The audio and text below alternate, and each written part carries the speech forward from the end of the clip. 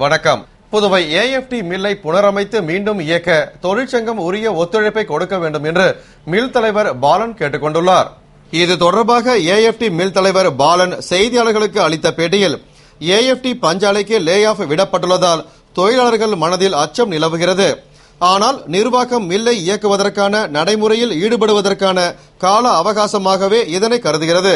மேலும் lay off என்பது நிர்வாகம் தானாக எடுத்த முடிவு அல்ல என்றும், தொழிற்சங்கங்களும் நிர்வாகமும் தொழில்துறை ஆணையர் முன்னிலையில் கலந்தாலோசித்து தொழிலாளர்களின் நலன் கருதி எடுக்கப்பட்ட முடிவு என்று தெரிவித்தார்.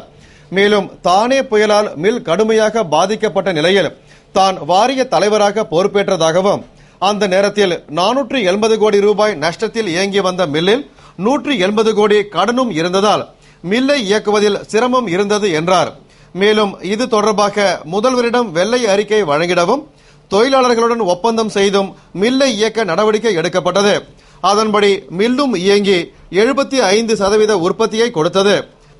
ஆனால் தொழிலாளர்கள் சங்கமான ஒருங்கிணைந்த கூட்டமைப்பு இந்த உற்பத்தியை கொடுக்க வேண்டாம் என்று கட்டளையிட்டதால் உற்பத்தியில் பெரும் பாதிப்பு ஏற்பட்டது என்று தெரிவித்த அவர், மேலும் புதுவை அரசிடமிருந்து 50 கோடி பெறப்பட்டு அவற்றில் பெரும்பகுதி ஊழியர்களுக்கு சம்பளமாக வழங்கப்பட்டது. மேலும் மில்லை நவீனப்படுத்தி இயக்குவதற்கு மத்திய அரசை அணுகி 500 கோடி ரூபாய் வேண்டும் என கோரிக்கை விடுக்கப்பட்டுள்ளது.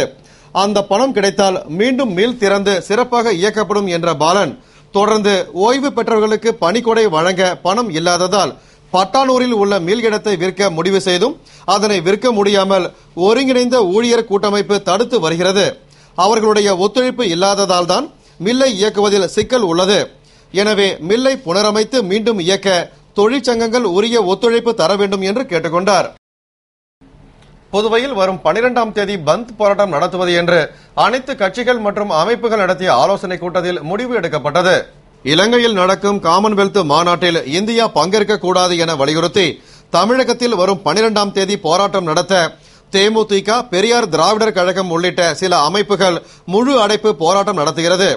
அதேபோன்று புதுவையிலும் பந்த் நடத்துவது குறித்து பல்வேறு கட்சிகள் மற்றும் அமைப்புகளின் ஆலோசனைக் கூட்டம் தந்தை பெரியார் திராவிடர் கழக தலைவர் வீரமோகன் தலைமையில் பாட்டாளி மக்கள் கட்சி ஜெயபாலன், விடுதலை சிறுத்தைகள் கட்சி அமுதவன், மதிமுக சடகோபன், பார்வர்டு பிளாக் முத்து, மக்கள் வாழ்வுரிமை இயக்க ஜெகநாதன், தமிழர் தேசிய இயக்க அழகிரி உள்ளிட்ட பல்வேறு இயக்கங்கள் அமைப்புகளின் பொறுப்பாளர்கள் முன்னிலையில் நடந்தது.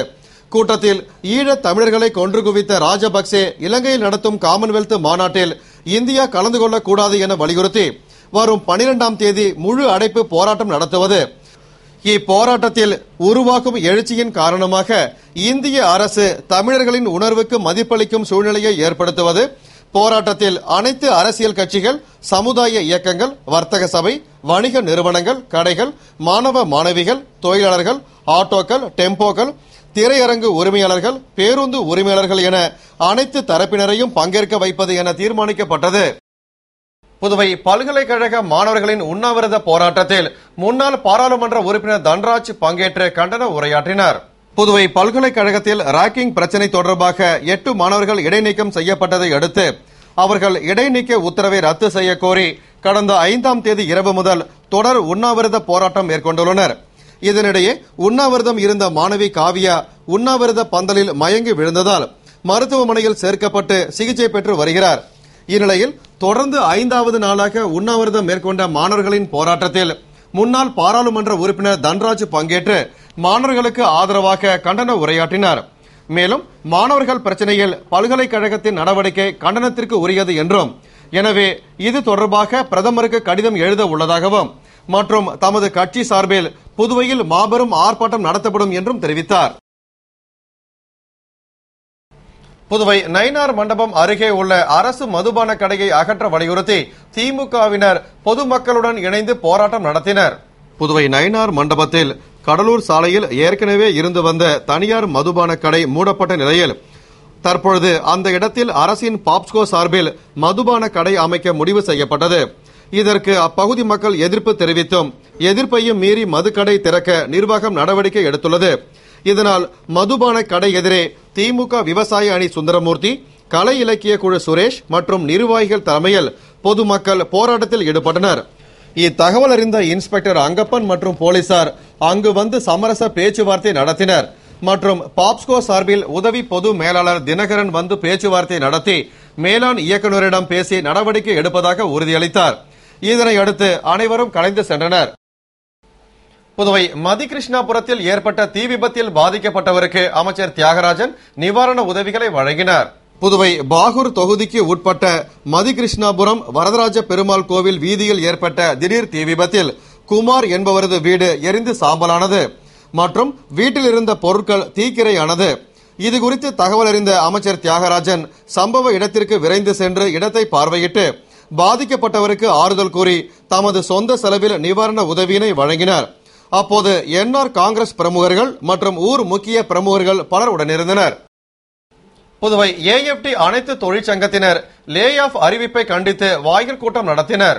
புதுவை ஏஎப்டி மில் அனைத்து தொழிற்சங்கத்தினர் வேலை செய்ய தொழிலாளர்கள் தயாராக இருந்தும் மில்லை திறந்து ஓட்டாமல் லே ஆஃப் அறிவிப்பு செய்ததை கண்டித்து ஏடியு கிருஷ்ணமூர்த்தி தலைமையில் ஏஐடியுசி அபிஷேகம் முன்னிலையில் வாயில் கூட்டம் நடத்தினர். ஏடியு சின்னதுரை, மோகன்தாஸ், பாட்டாளி சங்கம் ஜெயபாலன் உள்பட பல்வேறு தொழிற்சங்கத்தினர் கலந்து கொண்ட கூட்டத்தில் முழு சம்பளத்தை பெறும் தொழிலாளர்களே இன்றைய விலைவாசியில் குடும்பம் நடத்த முடியாத சூழ்நிலையில் அரை சம்பளத்தில் எவ்வாறு குடும்பம் நடத்த முடியும் என்பதை யோசித்து அரசு லே ஆஃபை மறுபரிசீலனை செய்ய வேண்டும். டை ஹவுஸ் இயக்கிட தயார் நிலையில் இருந்தும் திறந்து ஓட்டாமல் மறுக்கும் அரசு இதனை இயக்கினால் 700 பேருக்கு வேலை கொடுக்க முடியும் என்று நினைத்து பார்க்க வேண்டும். நிலுவையில் உள்ள 10 மாத சம்பளத்தை பொங்கலுக்குள் 2 தவணையாக வழங்கிட வேண்டும் என்பன போன்ற பல்வேறு தீர்மானங்கள் நிறைவேற்றப்பட்டன.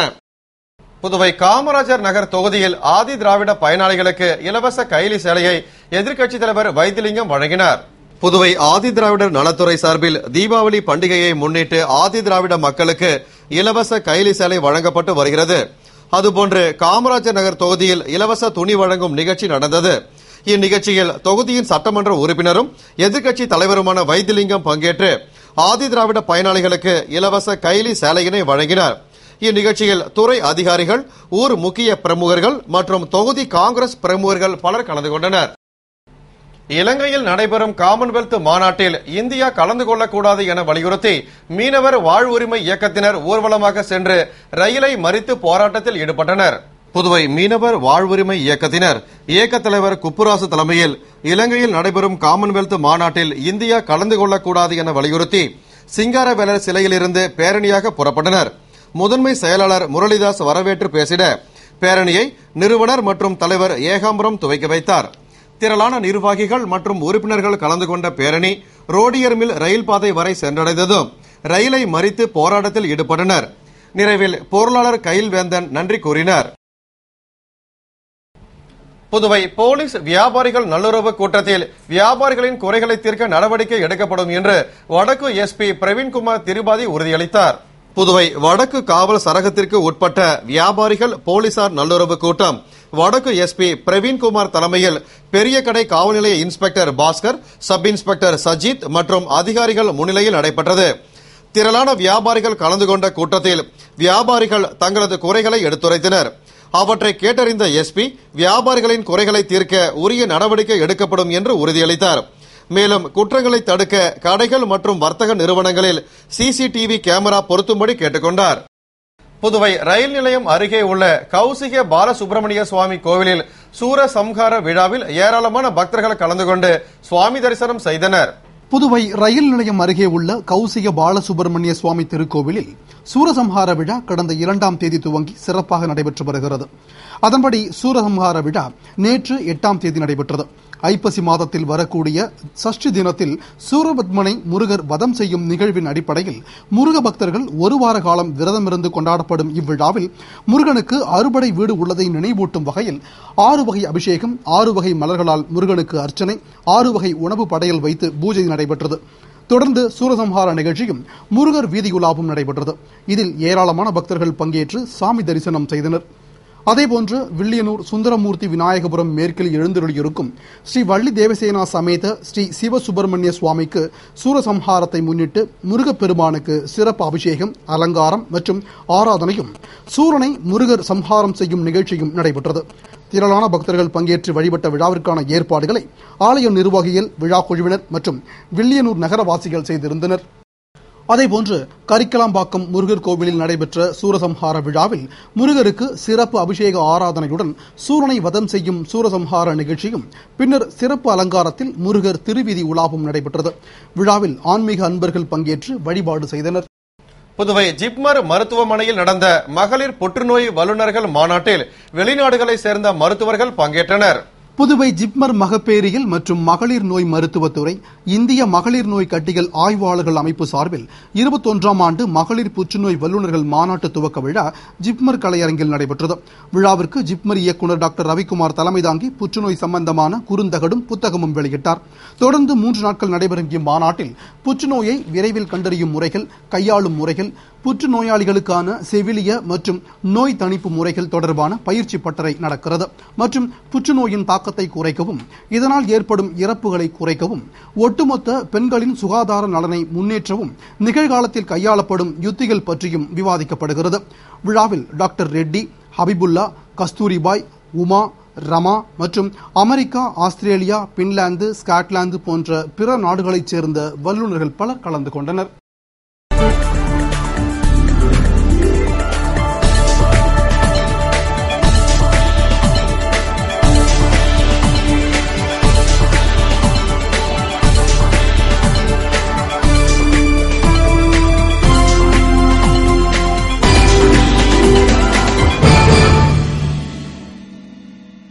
பிலிப்பைன்ஸில் சுமார் 235 கிலோமீட்டர் வேகத்தில் வீசிய கடுமையான புயல் அங்கு பெருத்த சேதத்தை ஏற்படுத்தியுள்ளது.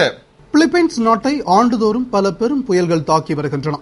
அந்த வகையில் இந்த ஆண்டின் 24வது புயலாக ஹயான் என்ற புயல் உள்ளூர் நேரப்படி நேற்று அதிகாலை 4:40 மணிக்கு பிலிப்பைன்ஸ் நாட்டின் தலைநகர் மணிலாவிலிருந்து தென்கிழக்கில் 600 கிலோமீட்டர் தூரத்தில் உள்ள சமர் தீவை கடுமையாக தாக்கியது. இதனால் மணிக்கு 235 கிலோமீட்டர் வேகத்தில் கடுமையான சூறை காற்றுடன் மழை கொட்டியது. சாலைகளில் வெள்ளம் பெருக்கெடுத்து ஓடியதுடன் வீடுகளுக்குள் மழை நீர் புகுந்தது. புயல் காரணமாக மின்சாரம் துண்டிக்கப்பட்டதுடன் தகவல் தொடர்புகளும் துண்டிக்கப்பட்டதால் தொலைத்தொடர்பு சாதனங்கள் இயங்கவில்லை. சமர் தீவில் தங்கியிருந்த சுமார் 10 லட்சம் மக்கள் புயல் பாதித்த பகுதிகளில் இருந்து வெளியேற்றப்பட்டு பாதுகாப்பான இடங்களில் தங்க வைக்கப்பட்டுள்ளனர். புயல் காரணமாக விமான போக்குவரத்தும் கப்பல் மற்றும் படகு போக்குவரத்தும் ரத்து செய்யப்பட்டது. இதனால் விமான நிலையம் மற்றும் துறைமுகங்களில் சுமார் 5000 பேர் சிக்கிக் கொண்டனர். இந்த புயல் சமர் தீவில் வடக்கு லூஷான் பகுதியில் கடும் பாதிப்பை ஏற்படுத்தியுள்ளது. இங்குதான் கடந்த 2011ஆம் ஆண்டில் கடும் புயல் தாக்கியதோடு கடந்த மாதம் ரிக்டரில் 7.1 அளவில் நிலநடுக்கமும் ஏற்பட்டது. இதில் 222 பேர் பலியாகினர். பல வரலாற்று சிறப்புமிக்க கிறிஸ்தவ தேவாலயங்களும் பாலங்களும் இடிந்து சேதமடைந்தது என்பது குறிப்பிடத்தக்கது. புயல் தாக்கிய பகுதிகளில் மீட்பு நடவடிக்கை மேற்கொள்ள பிலிப்பைன்ஸ் அதிபர் பெனிக்னேர் அகினோ உத்தரவிட்டுள்ளார். போர்க்கால அடிப்படையில் நிவாரணப் பணிகள் நடைபெற்று வருகின்றன.